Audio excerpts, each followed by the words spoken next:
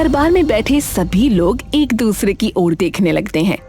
मैं इस राजमहल में बैठे सभी लोगों से एक प्रश्न पूछना चाहता हूं। कैसा प्रश्न महाराज? है एक प्रश्न, आपको अत्यंत पसंद आएगा। ऐसा कौन सा प्रश्न है महाराज? हाँ, तो मुझे बताइए कि सबसे अधिक आवश्यक क्या है, बुद्धि या धन? पहले आप बताइए रुद्रा, आपको क्या लगता है? मुझे तो इसका उत्तर धन लगता है महाराज, क्योंकि जिसके पास धन है उसके पास सब है। और विदुर जी, आपको क्या समाधान लगता है इस प्रश्न का? विदुर कुछ देर तक सोचता रहता है। महाराज, मुझे लगता है कि बुद्धि अधिक आवश्यक है। परंतु ऐसा क्यों? ऐसा इसलिए महाराज, क्योंकि जिसके पास धन है उसके पास सब है, परंतु जिसके पास बुद्धि है उसके पास तो धन स्वयं है। महाराज सूरज ये सुनते ही हंसने लगते हैं। हर बार की तरह इस बार भी एकदम सही उत्तर है विदुर जी आपका। धन्यवाद महाराज। तभी एक सिपाही दौड़ते हुए दरबार में आता है। महाराज की जय हो। क्षमा करें महाराज, ऐसे बिन बताए आने के लिए। बताओ सिपाही, क्या हुआ? महाराज, बाहर एक महिला आपसे मिलने का आग्रह कर रही है। कोई विशेष प्रयोजन? प्रयोजन तो मुझे भी नहीं बता रही महाराज। कह रही है कि मात्र आपसे बात कहेगी। एक कार्य करो सिपाही, उन्हें दरबार में प्रस्तुत करो। सिपाही तुरंत उन्हें महाराज के सामने पेश कर देता है।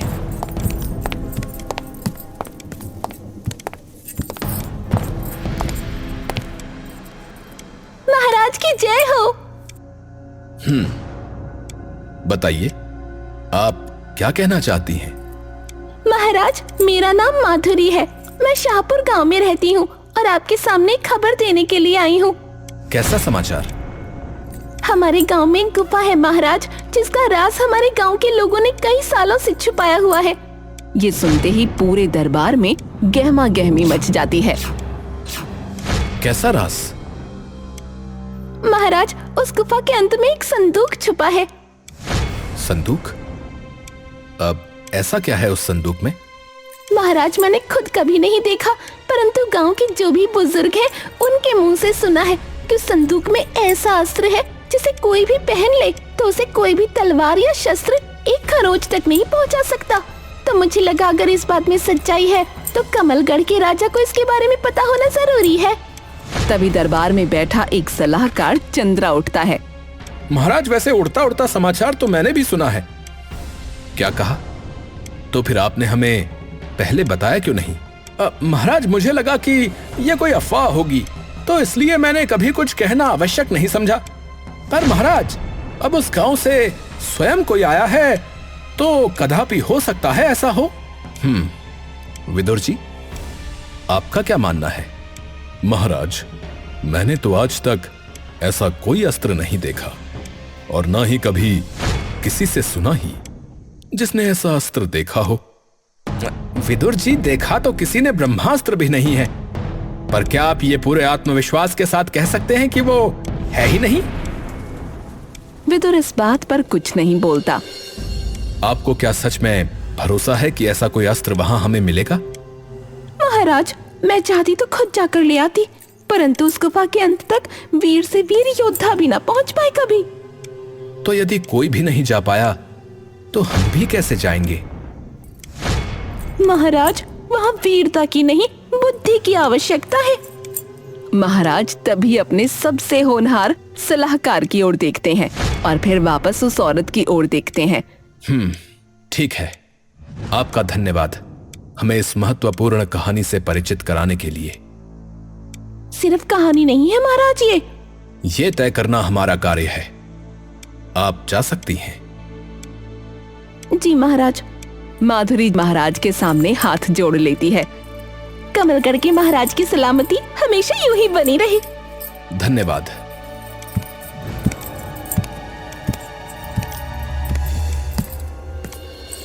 विदुर जी, बताइए क्या किया जाए? महाराज, आप ही बताइए, जैसा आपका आदेश। उन्होंने कहा है कि उस गुफा के अंत तक मात्र कोई बुद्धिमान मनुष्य ही पहुंच सकता है, और आप सा बुद्धिमान तो हमें पूरे संसार में कहीं भी ना मिलेगा। हाँ हाँ, तो महाराज क्यों ना हम विदुर सेन जी को ही वहां पर भेज दें? इसका निर्णय तो वो स्वयं लेंगे। बताइए विदुर जी, आपका क्या मानना है? विदुर सेन कुछ देर तक सोचता रहता है और फिर एकदम से ही उसके मुंह पर एक बड़ी सी मुस्कान आ जाती है। जाकर देखने में कोई हर्ज नहीं है महाराज। अति उत्तम। तो फिर आप कब जाना चाहेंगे? कल सूर्योदय के पश्चात मैं वहां के लिए प्रस्थान कर जाऊंगा महाराज। और अपने साथ आप सिपाही कितने ले जाना चाहते हैं? उसकी सूचना मैं स्वयं प्रातः काल तक आपके पास पहुंचा दूंगा। जैसा आपको उचित लगे। थोड़ी देर में दरबार में बैठे सभी सलाहकार वहां से चले जाते हैं।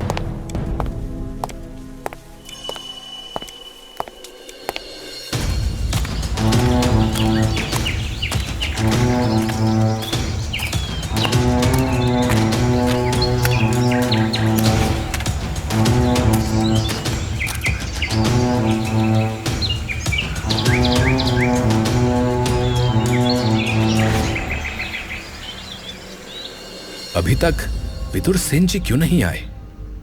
तभी विदुर सेन महल में महाराज के सामने पधारते हैं। महाराज की जय हो। आइए, आपकी ही प्रतीक्षा थी हमें। आज इतनी देर कैसे कर दी आपने? महाराज, रात्रि को निद्रा कुछ ठीक से नहीं आई तो देर से सोया था, परंतु और इसी कारणवश समय पर जाग नहीं पाया। अच्छा, तो बताइए विदुर सेन जी, आपको किस किस वस्तु की और कितने सेना बल की आवश्यकता है? महाराज, मैं चाहता हूं कि मैं उस गुफा में अकेला ही जाऊं। ये सुनते ही सूरज सिंह एकदम चिंतित हो उठते हैं। ये आप क्या कह रहे हैं? उस गुफा में अनेक प्रकार का भय हो सकता है। भरोसा रखिए महाराज, उस जगह बल का कार्य नहीं, मात्र बुद्धि का कार्य है। आप ये अपने आप समझ जाएंगे। ठीक है महाराज, आज्ञा दीजिए। जी, आप जा सकते हैं। विदुर तभी उस गुफा की ओर निकल पड़ता है।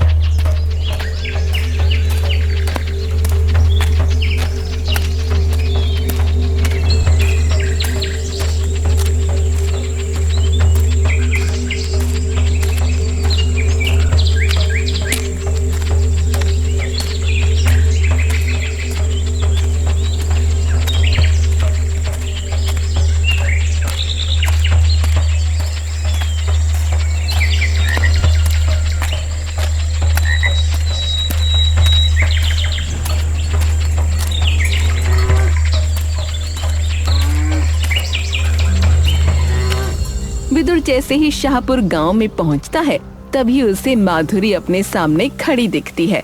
उसका चेहरा अब उसके साड़ी के पल्लू से ढका होता है। अरे, आप ही का इंतजार कर रही थी। परंतु आपको कैसे पता कि मैं आने वाला हूँ? मुझे ऐसी चीजों का आभास पहले से हो जाता है। आइए मेरे साथ, मैं बताती हूँ वो गुफा कहाँ है।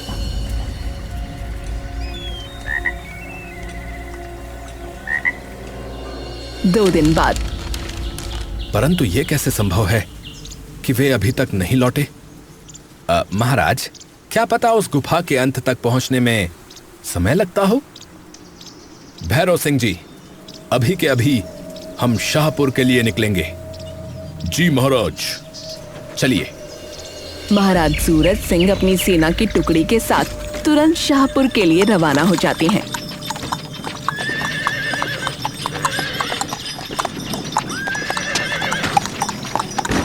और शाम तक वो उनको ले वहां तक पहुंच जाते हैं। भीतर जाके पूछताछ करो कि किसी ने अगर उन्हें कहीं देखा हो तो। सैनिक आसपास पूछताछ करने लगते हैं, परंतु किसी को कुछ नहीं पता लगता। महाराज की जय हो। महाराज, सभी लोगों से पूछताछ कर ली, परंतु विदुर सेन जी का कुछ पता नहीं लगा। हे भगवान, रक्षा करना। एक कार्य करते हैं, थोड़ा आगे की ओर चलकर देखते हैं। महाराज सभी सैनिकों के साथ और आगे जाने लगते हैं। तभी एक नौजवान सा लड़का उनकी ओर दौड़ते हुए आता है।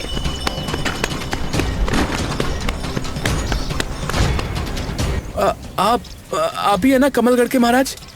जी हाँ, महाराज की जय हो। जी महाराज, आपने जो बनवाया था वो एकदम तैयार है। ये सुनते ही महाराज विचलित हो जाते हैं। मैंने भला क्या बनवाया था? नहीं महाराज, 2 दिन पहले आपके खास सलाहकार मेरी दुकान पर आए थे।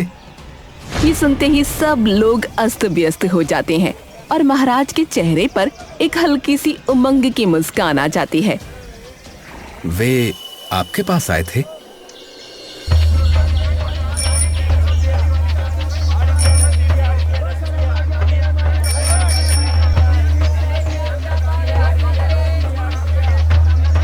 ले जाओ एकदम खरा लकड़ी का सामान। आओ आओ, ले जाओ।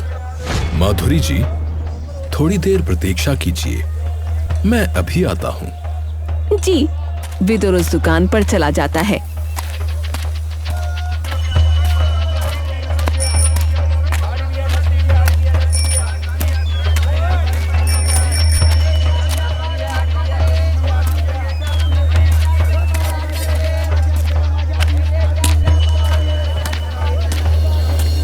भाई, एक लकड़ी का बक्सा बना सकते हो?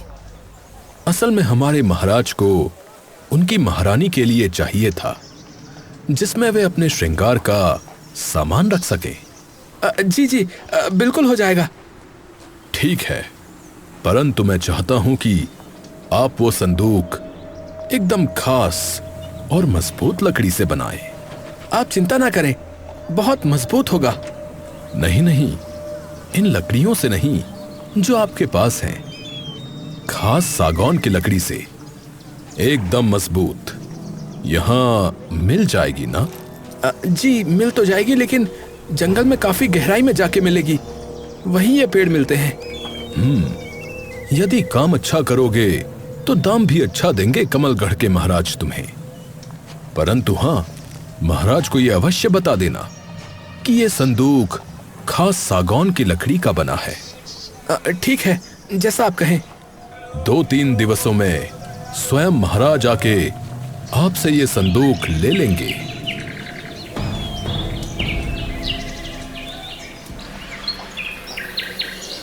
ये लीजिए महाराज, ये सागौन के पेड़ की लकड़ी का बना हुआ है।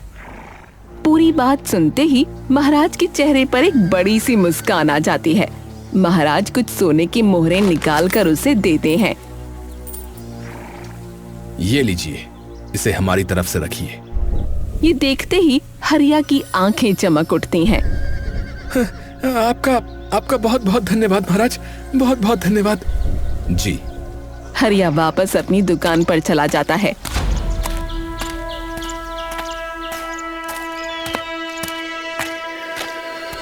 महाराज, आपने उन्हें यहाँ ये बनवाने के लिए कहा? आप समझे नहीं, ये उपहार नहीं, संकेत है विदुर सेन जी का हमें। क्या? जी हाँ, मैंने उन्हें कभी नहीं कहा ऐसा कोई संदूक बनवाने के लिए। विदुर जी ने उन्हें कहा था कि इस संदूक को सागौन की लकड़ी से बनाया जाए, और उन्होंने ये भी कहा कि महाराज को यह अवश्य बताना कि ये किस लकड़ी से बना है। अर्थात वो हमें इससे बता रहे हैं कि वो किस ओर जा रहे हैं, यानी कि उनका अपहरण किया गया है। ये हमें ज्ञात नहीं है, परंतु हमें शीघ्र ही वहां पहुंचना होगा। हमारे पास समय नहीं है। उस व्यक्ति को लेकर आओ, वे हमें बताएगा कि कहां है वो पेड़। सभी सैनिक हरिया को ले आते हैं।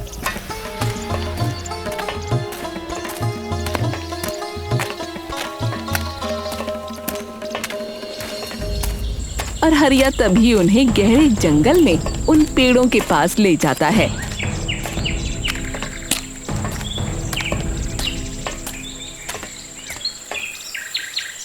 लीजिए महाराज, हम पहुंच गए, परंतु अब कैसे पता चले कि कहां जाना है महाराज? महाराज की नजर तभी नीचे पड़े कुछ बीजों पर पड़ती है। ये क्या है? महाराज करीब से जाकर उन बीजों को उठाकर देखने लगते हैं। अरे, ये तो चंदन के बीज हैं। मैं कुछ समझा नहीं महाराज। चंदन के बीज यहाँ क्यों होंगे? वही तो सेनापति जी, ये बीज यहाँ क्यों होंगे? और आपको पता है कौन उगाता है चंदन? कौन महाराज? विदुर सेन जी। मात्र उनके घर पर हमने देखा है चंदन, क्योंकि उनको उसकी सुगंध बहुत पसंद है। यानी कि हाँ, ये अवश्य उन्होंने ही गिराए हैं। सेनापति आगे चलकर देखता है।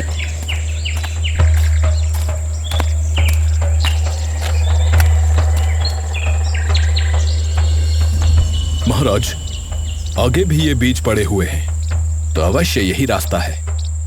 उन्होंने जानबूझ के इन्हें गिराया है ताकि वे हमें ये बता सकें कि वे कहां जा रहे हैं। इसीलिए तो विदुर सेन जी मेरे सबसे होनहार सलाहकार हैं। शीघ्र चलिए, अभी के अभी। महाराज और बाकी सेना तेजी से उन बीजों के पीछे चलती है।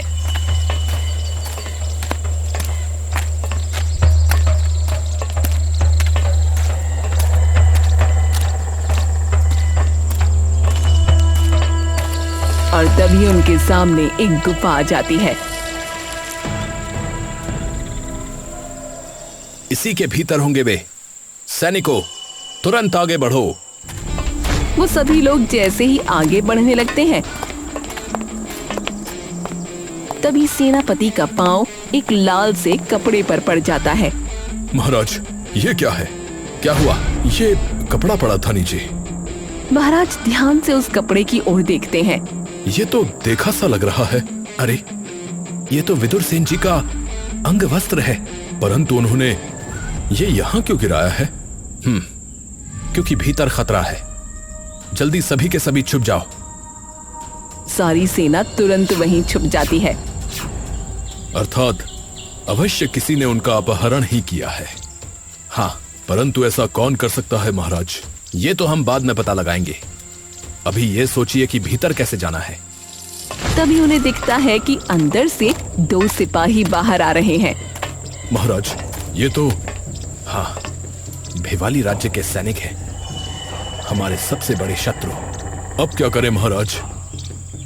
महाराज सूरज तभी पास छुपे सभी सैनिकों को कुछ इशारा करते हैं, जिसे देख सभी सैनिक इधर उधर फैल जाते हैं। और तभी महाराज जोर से बोल पड़ते हैं, आ जाओ। जिसे सुन के भिवाली राज्य के वो दोनों सैनिक चौंक जाते हैं। कौन है? आओ, कौन है वहाँ? दोनों सैनिक धीरे धीरे आगे की ओर बढ़ने लगते हैं।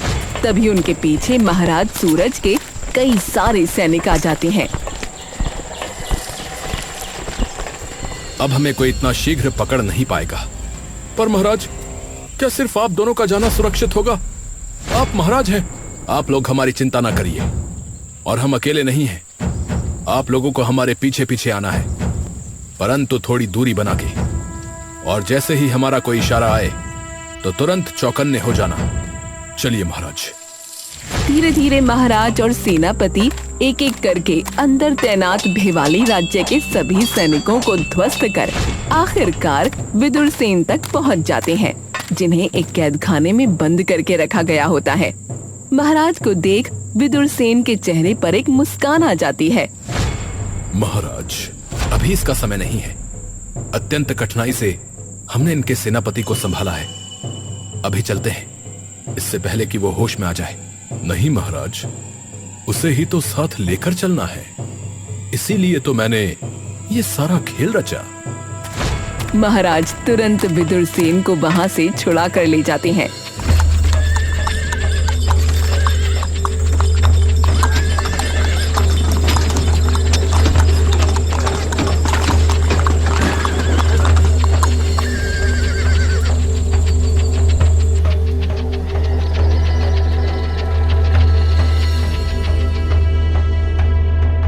ले जाओ इन्हें कारावास में।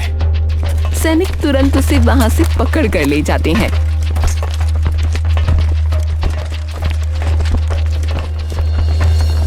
विदुर जी, अब बताइए कि ये सब आपने कैसे किया?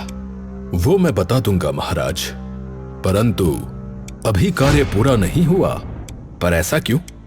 महाराज, जैसा कि आपको ज्ञात ही है कि ये जो भी हुआ ये सब भिवाली के राजा का षड्यंत्र था।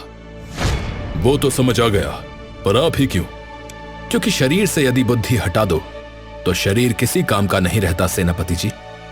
और विदुर सेन जी बुद्धि हैं इस राज्य की, जिसने न जाने कितनी बार अपनी बुद्धि से शत्रु को ध्वस्त किया है। तो उन्होंने सोचा कि अगर ये हट जाए तो हमारे राज्य को कोई नहीं बचा पाएगा। अच्छा, पर आपको पहले से ही कैसे पता था कि ये सब षड्यंत्र है? क्योंकि महाराज, वो महिला जब दरबार में आई तो उसके अंदर से एक सुगंध आई मुझे। कैसी सुगंध? केवड़े के तेल की महाराज, जो कि सिर्फ भिवाली राज्य में ही मिलता है। और फिर वो मनगढ़ंत कहानी। तो मैं उनके पीछे पीछे चला गया और वहां जाकर मैंने देखा कि वही औरत जाकर भिवाली राज्य के इन सेनापति से कुछ बातचीत कर रही है। और तभी मेरा शक यकीन में बदल गया। अर्थात इसीलिए आप उस दिन सभा में देर से आए थे?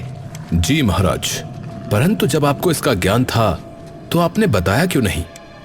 और अकेले क्यों गए? क्योंकि यही तो वो कार्य है जो पूरा करना था महाराज। मैंने इसलिए नहीं बताया क्योंकि जब मैं गया तो उन सेनापति के साथ मैंने एक और व्यक्ति को वहां देखा। किसे? हमारे राज्य, हमारे ही बीच बैठने वाला एक व्यक्ति, जो न जाने कितने वर्षों से मुखौटा ओढ़े बैठा था। इसलिए मैंने किसी को नहीं बताया, क्योंकि यदि उसे पता लगता तो वो सबको सूचित कर देता और आज हमारे हाथ उनका सेनापति नहीं लगा होता। कौन है वो राजद्रोही? विदुर तभी पलटकर एकदम से राज दरबार में चंद्रा चौहान की ओर देखता है। आप स्वयं बताएंगे या मैं बताऊं? चंद्रा चौहान सामने की ओर भागने लगता है। तभी सेनापति उन्हें अकेले ही धर दबोचता है। ऐसे कैसे जाओगे? इन्हें भी ले जाओ इनके सगों के साथ कारागृह में। सभी सैनिक तभी उन्हें बंदी बनाकर अंदर कारागृह में ले जाते हैं।